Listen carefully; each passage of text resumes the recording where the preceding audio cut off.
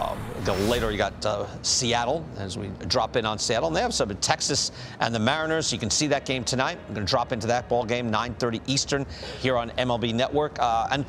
This year, with this new CBA, there were incentives put in to bring up your rookie players immediately. And one of those players that came up right away was Julio Rodríguez, top prospect for the Mariners, age 21 season. But he's hitting 154 with no power. He's got 18 strikeouts, only 4 walks. Again, he's playing center field, but I know that the conversation this week, and Ruben, you've been through this, many times through your career. At what point do you make a move here, or do you let the kid continue to play at the major league level? There's a couple of factors here. So you got to know the makeup of the kid. Okay, you got to know what kind of confidence he has, whether or not it's starting to beat him down. Because if it's starting to beat him down, you got to get him out, and you got to get his mojo back. If he's starting to feel like the pressure's getting too much for him, and again, it's all about the guy's makeup. But for me, you just can't kill him. You can't let him just get beat down at the major league level. It's a tough league. It's the best league. You got to get him out of there if in fact he's starting to get beat down. I see a couple of things. I see, the book is out already, right? They're throwing him a lot of off-speed stuff off the plate.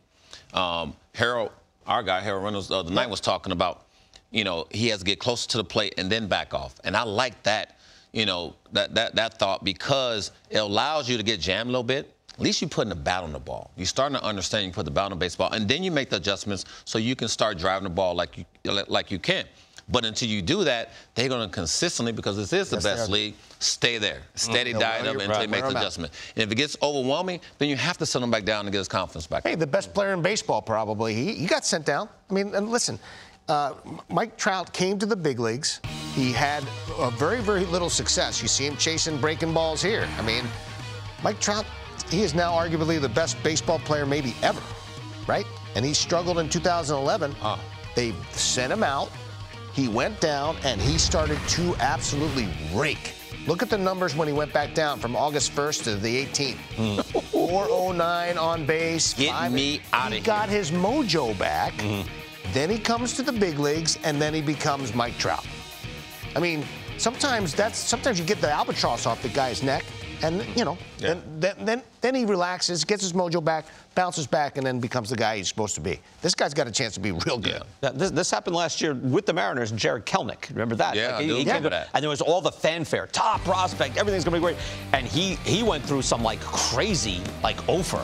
Yeah. Like it was no shot. So now he's not hitting that well now either, actually, so far this year. But did they do the right thing last year, sending him down? They definitely did the right thing. I think at some point you have to believe that you have the player that can play at the big league level, because there's nothing else to prove at the minor league level. Now, I know you can send him back down there and get his confidence. Cliff, I'm sorry. Look what he was doing in AAA. He's killing AAA. Right. But it is different. I mean, AAA is different. I mean, this is baseball, but it is really different. It's different. But what I'm saying, BK, is sometimes they send these guys back down, but you got to bring them back up, because it's nothing enough to prove. You're going to hit 500 down there. It's doing nothing, right? And then when you get them back up, then you got to say, okay, when do we take the leash off and allow him to play 160 games? It's happened with J.P.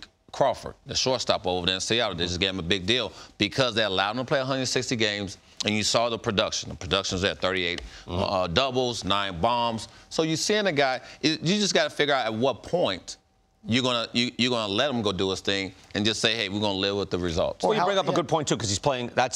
Crawford's playing a good shortstop.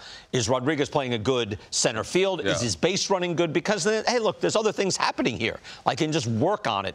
But if he was a slugging first baseman, that's what you do. Well, it's a different story. Yeah, you're right about that. I mean, he's got a lot of dimensions to his game. He's a totally different type of a player, because he can do so many different things. But again, I mean, mentally, it gets very taxing if you're facing, the best pitchers in all of baseball all the time, every single night, every single day.